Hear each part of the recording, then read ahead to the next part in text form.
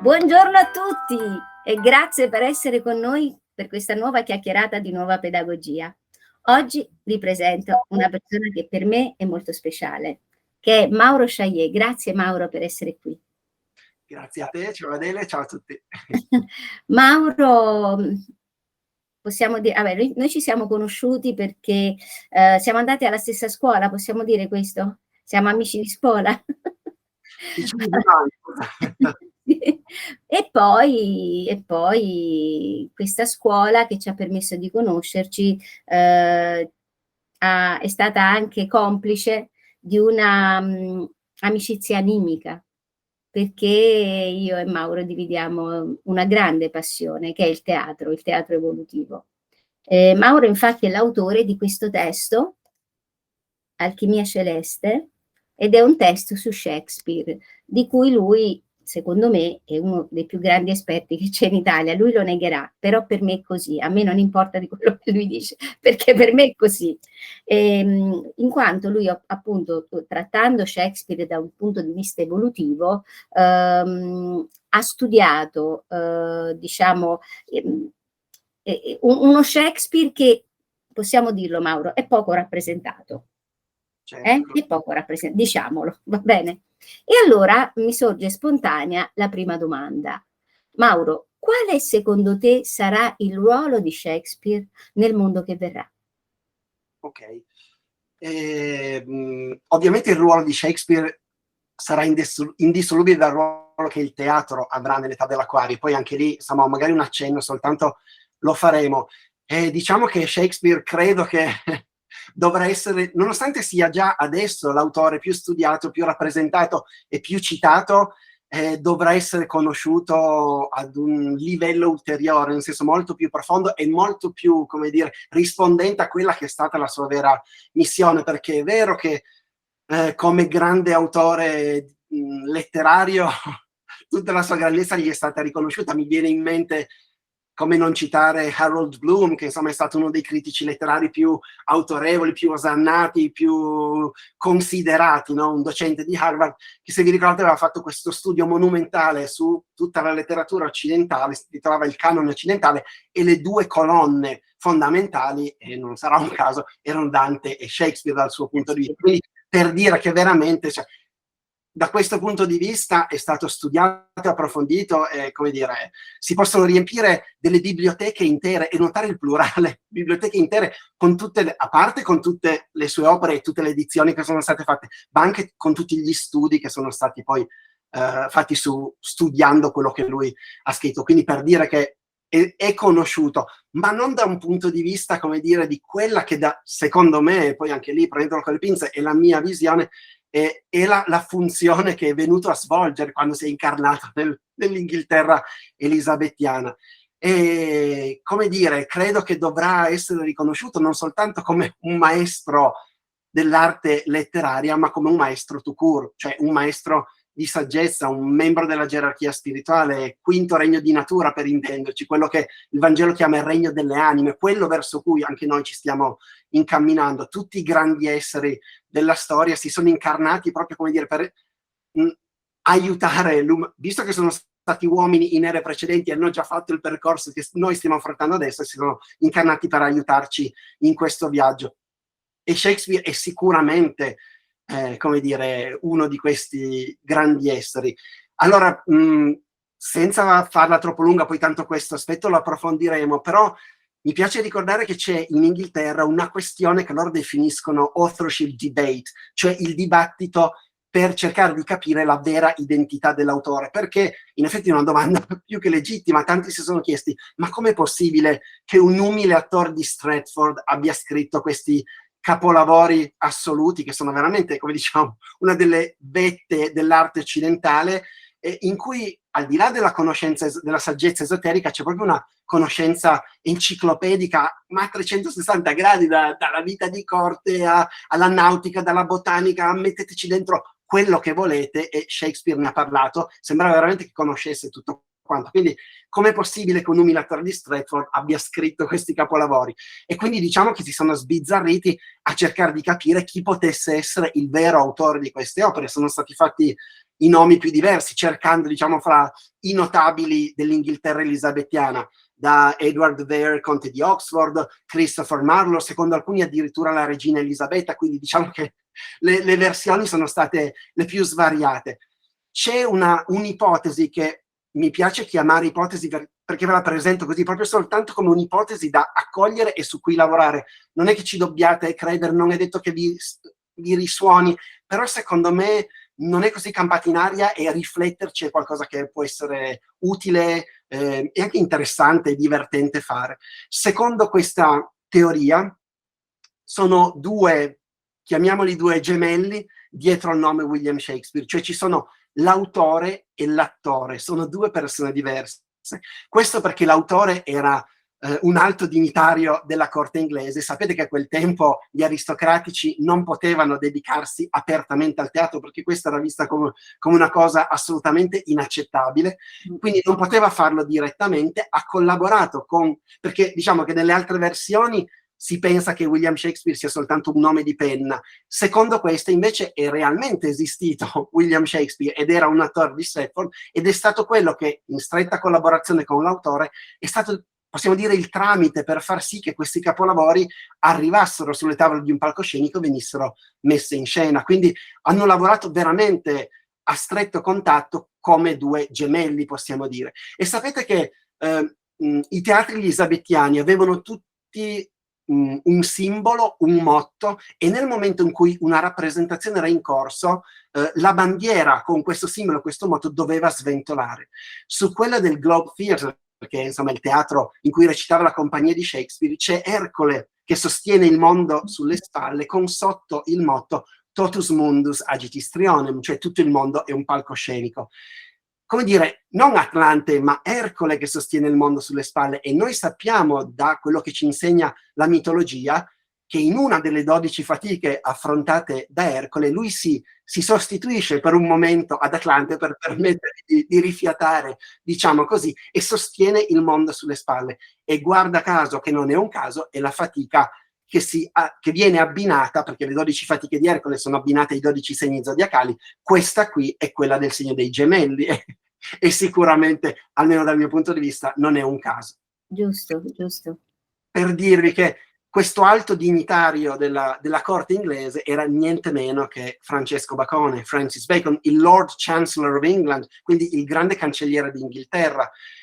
E noi sappiamo, da quello che ci dice l'insegnamento esoterico, che Francesco Bacone è stata una delle incarnazioni di quello che viene chiamato il maestro Rákóczi, o a volte semplicemente il maestro R, che è il capo del terzo dipartimento della gerarchia spirituale, quello di terzo raggio, attività intelligente, quindi collegato al pensiero, alla civiltà, alla cultura. E infatti il nome come dire, il suo ruolo in quanto capo del terzo dipartimento è quello di Ma Chuan, così viene definito, che è proprio il signore della cultura.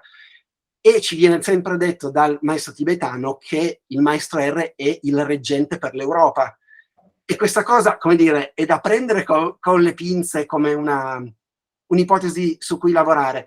Però a Cipiches è interessante, perché vi dico, a me personalmente risuona e dà delle risposte. Alla fine tutto questo discorso di cercare di capire l'identità dell'autore lascia anche un po' il tempo che trova, se vogliamo, perché, come dire, degli autori, parliamo al plurale, come dire, accettando questa ipotesi, che hanno fatto di tutto affinché dell'autore si sapesse così poco, sembra veramente fatto apposta. Quindi l'importante è l'insegnamento contenuto nelle opere, concentratevi su quello, esatto, di capirlo e di applicarlo nelle vostre vite, perché il teatro, e questo magari ci torniamo dopo, questo deve fare, cioè deve essere veramente uno strumento evolutivo, è uno dei più potenti che abbiamo a nostra disposizione. Poi magari dopo diciamo qualcosa, però per dirvi che se questa ipotesi, come dire, ha un valore ed è accettabile e ha comunque un senso, ma allora vuol dire che le opere shakespeariane contengono un compendio dell'insegnamento spirituale. Mi viene a dire, non solo con la I maiuscola, ma con tutte le lettere maiuscole, che è lo stesso che ha ispirato le sacre scritture propriamente dette, perché comunque sono gli scritti di un maestro di saggezza, semplicemente, come dire, in una forma tutta diversa, che è anche entusiasmante, perché credo che Adele concorderà su questo, il teatro è una delle cose più belle del mondo, insomma. Quindi È la cosa, insomma, è la mia passione number one, tu lo sai, ho scritto un libro sul teatro evolutivo proprio per cercare di creare un piccolo manuale per avvicinare i giovani e infatti tu sei stracitato nel libro, sei stato intervistato, abbiamo parlato insomma proprio di questa cosa. Ma allora, una domanda che ovviamente è la seconda ed è quella del presente, ma secondo te, no, che cosa dobbiamo fare adesso per implementare, diciamo, questa visione spirituale di Shakespeare come maestro? Cosa dovremmo fare? Questo non è così facile, nel senso, secondo me, chi arriva a questa visione e, come dire, risuona su quella lunghezza d'onda dovrebbe, come dire, cercare di parlarne il più possibile. Credo che quello che possiamo fare in questo momento è una funzione di esatto, a 360 gradi con tutti quanti, poi potendo ovviamente con quelli che si occupano di teatro, nel senso regista ed attori, perché adesso non so se penso che magari tutti conoscono, perché conoscono il tuo libro, quindi l'idea del triangolo del teatro. Parliamone del triangolo. E allora un accenno veloce che si può fare è quello che, allora, una rappresentazione teatrale è un rituale e quindi una perfetta espressione di quello che viene definito il settimo raggio, cioè una delle 7 modalità attraverso cui l'energia una si manifesta nell'universo, ed è il raggio che ha cominciato ad entrare gradualmente in manifestazione nel 1675 e ci viene detto dal 2025, quindi dopodomani o quasi, dopodomani. le sue energie saranno, per così dire, pulite, cioè senza più influenze di Sesto, che è il raggio che invece ha governato l'era che si sta chiudendo, l'era dei pesci. Sesto raggio di idealismo astratto e devozione, mentre il settimo è il raggio legato alla fratellanza, al rituale, alla geometria, alla magia.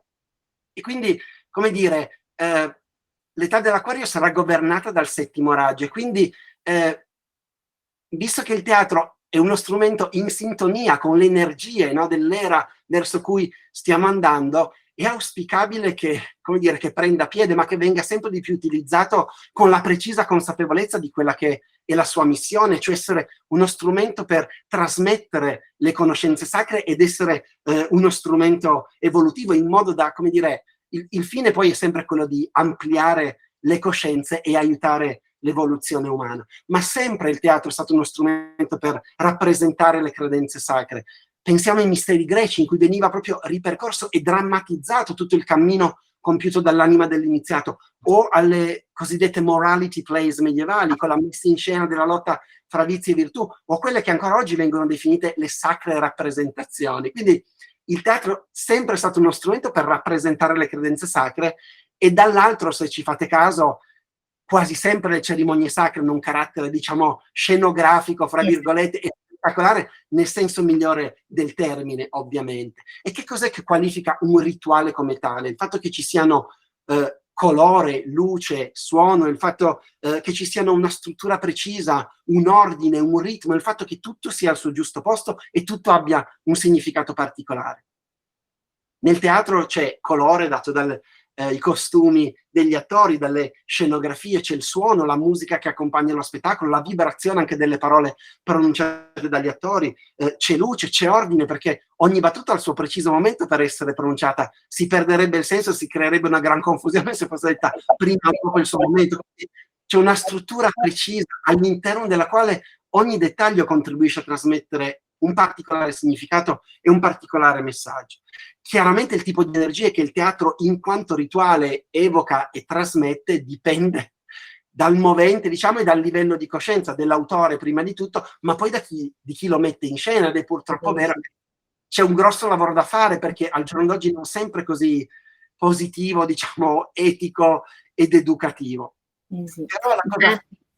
Infatti volevo dire, una delle cose che noi facciamo come compagnia poetica, con la E maiuscola, è proprio quella di far fare un percorso agli attori in modo da essere poi in grado di, avendo fatto un'espansione della coscienza, riuscire a trasmettere questa propria apertura anche al pubblico, che deve per forza, con uno spettacolo di teatro evolutivo, uscire cambiato.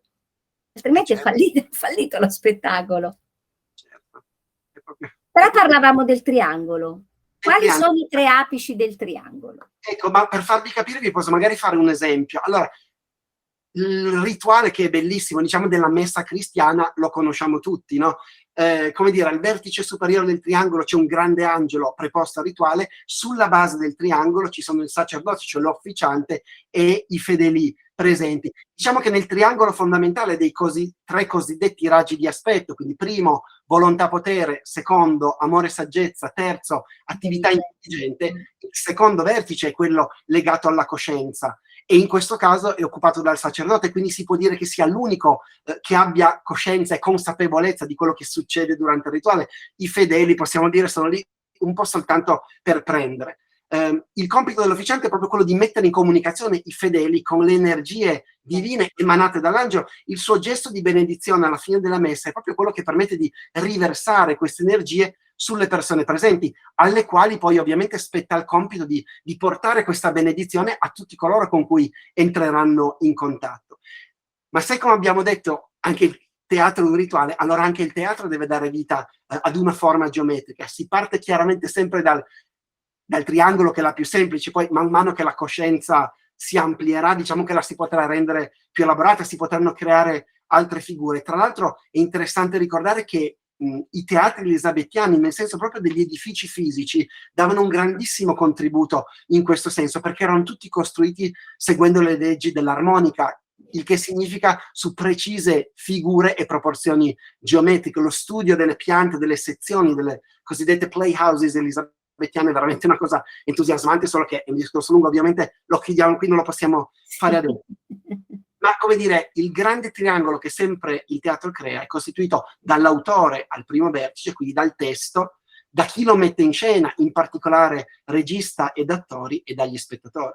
Il vertice superiore del triangolo, questo sempre, ma nel nostro caso specifico l'autore, è il punto emissivo, possiamo dire propulsivo, quello che immette nello spazio l'idea e il messaggio. Il secondo vertice accoglie questo impulso e lo elabora, e, come dire, dall'unione fra questi due punti nasce il terzo, cioè dalla qualità e dalla profondità del loro rapporto, testo, regista ed attori, dipende l'effetto sul terzo, cioè la presa di coscienza che sono in grado di produrre negli spettatori. È importante dire, scusa. Vai, no. Importante? Poi te lo dico.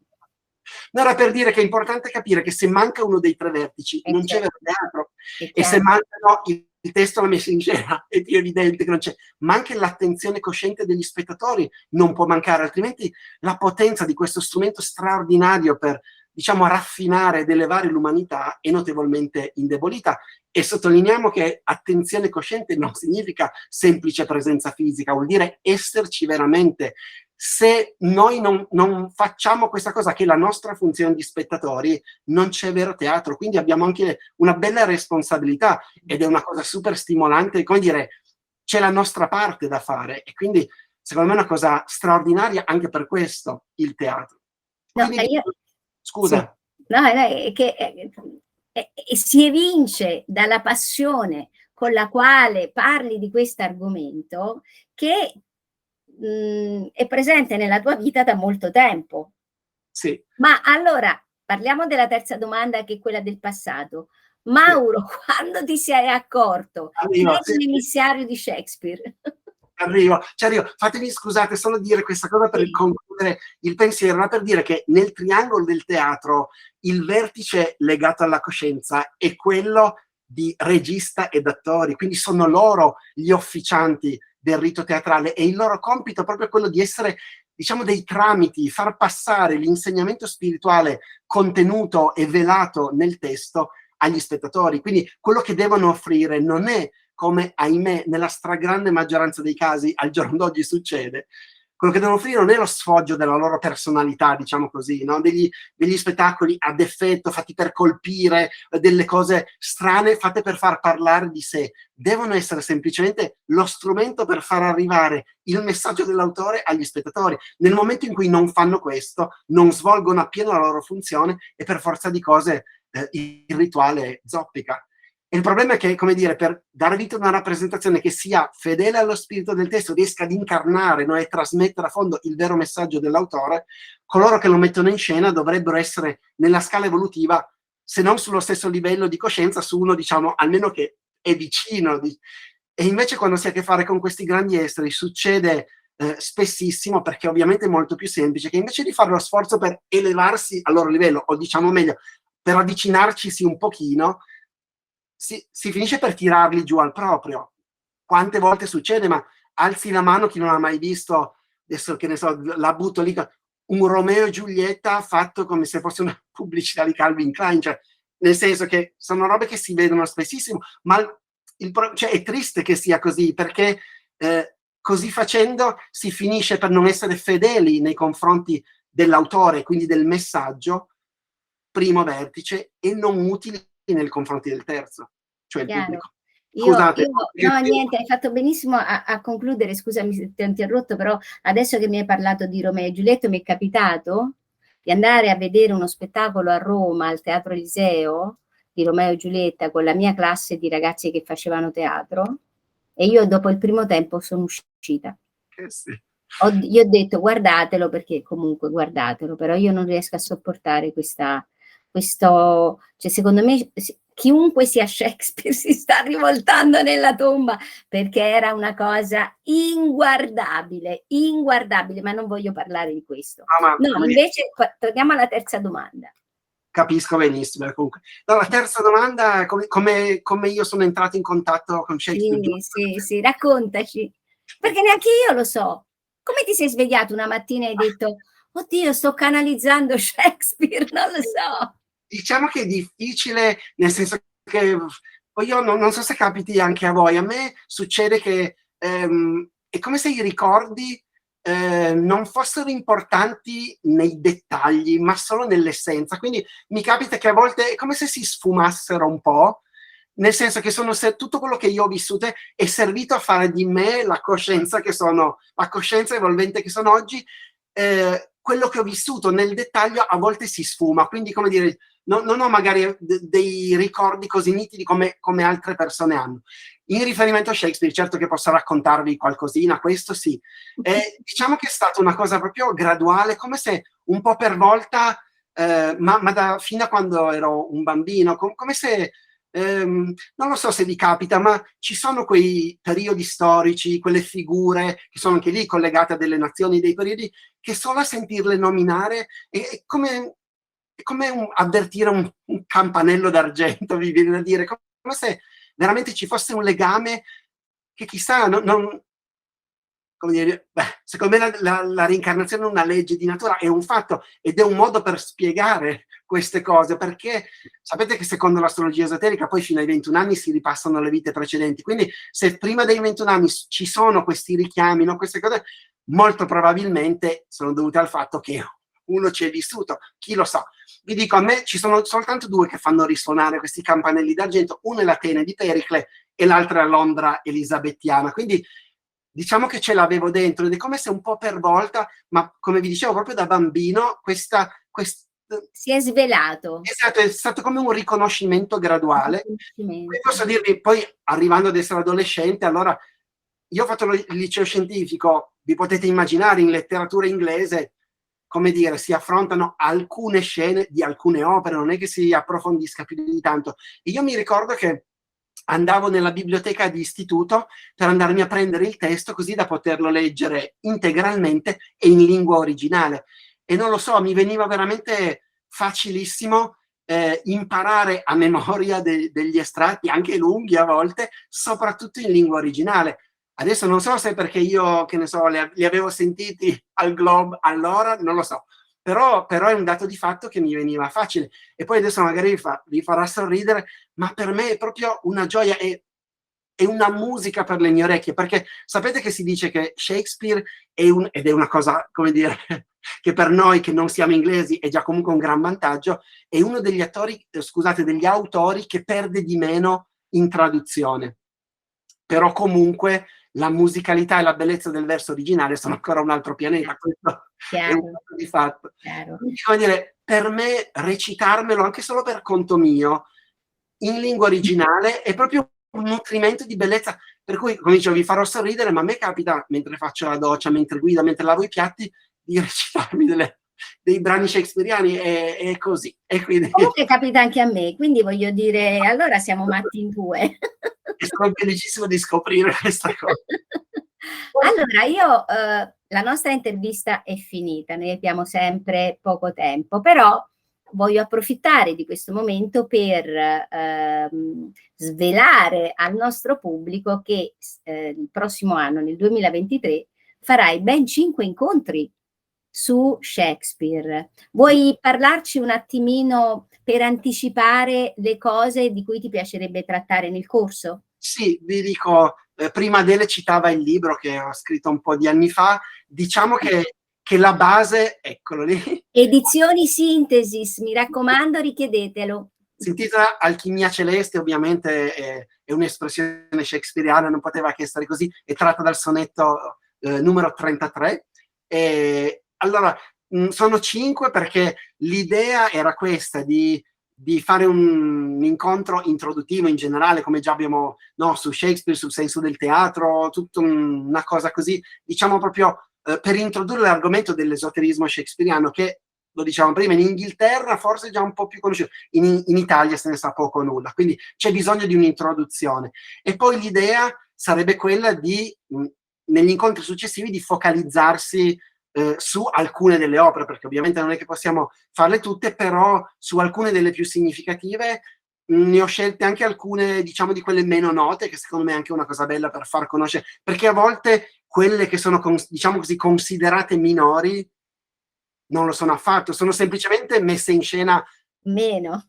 esatto, più di rado, magari perché offrono meno, come dire, grandi ruoli ai leoni del palcoscenico, no? Che devono fare sfoggio della loro personalità, quindi non scelgono queste opere, ma in realtà l'insegnamento e il messaggio è straordinario anche in quel caso. Quindi se dovessi proprio, come dire, riassumerlo, direi che questi incontri vogliono essere un invito, mi piace questa parola, un invito a conoscere William Shakespeare in modo, è quello che c'è sulla quarta di copertina, che rende proprio l'idea, il senso, diciamo, del libro, di tutto un percorso così, un invito a conoscerlo in modo più approfondito, ma soprattutto in una luce diversa rispetto a quella che ci propone uno studio, mi viene a dire, tradizionale della letteratura e della storia del teatro. Sarà un viaggio, possiamo dire, nella poesia, nel genio di quello che è indubitabilmente il più amato fra i drammaturghi di tutti i tempi, alla ricerca proprio del messaggio spirituale, dell'insegnamento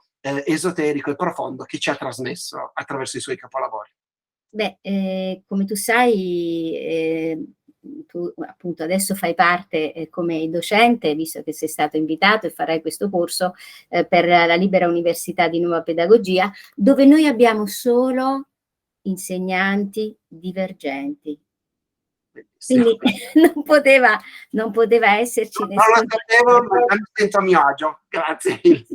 Per forza, perché le cose, diciamo, tradizionali non fanno parte della nuova pedagogia. Se vogliamo entrare, cioè noi abbiamo fatto la stessa scuola, Mauro, quindi Scuola Agire, il percorso base della Libera Università, è tutto basato sulla psicosintesi educativa di Roberto Assaggioli, che è stato un allievo del maestro tibetano. Ognuno di noi sta cercando di mettere in pratica gli insegnamenti di questo grande maestro della gerarchia e come ti devo dire, il mio compito che ho sempre sentito era quello di aiutare nell'educazione una visione diversa, altra della vita, del mondo, perché, ed è il motivo per il quale facciamo queste mini interviste, noi dobbiamo immaginarlo per poterlo creare il mondo che verrà, perché la fisica quantistica lo spiega bene, non possiamo cambiare nulla se prima non lo immaginiamo. E allora immaginiamo e quindi già in qualche modo quel mondo è qui con noi. Bellissimo. Grazie Mauro. Grazie a voi. Un ultimo messaggio, se posso. Sì? Prego, caro. Ah, bravo! Solo un suggerimento. Leggete più Shakespeare, è quello che noi vi consigliamo. Va bene Mauro, grazie mille, grazie a tutti e noi Invito ci voi. vediamo prossimamente con un'altra chiacchierata. E come dice il mio amico, che la forza sia con voi. Che la forza sia con voi. Ciao! Ciao!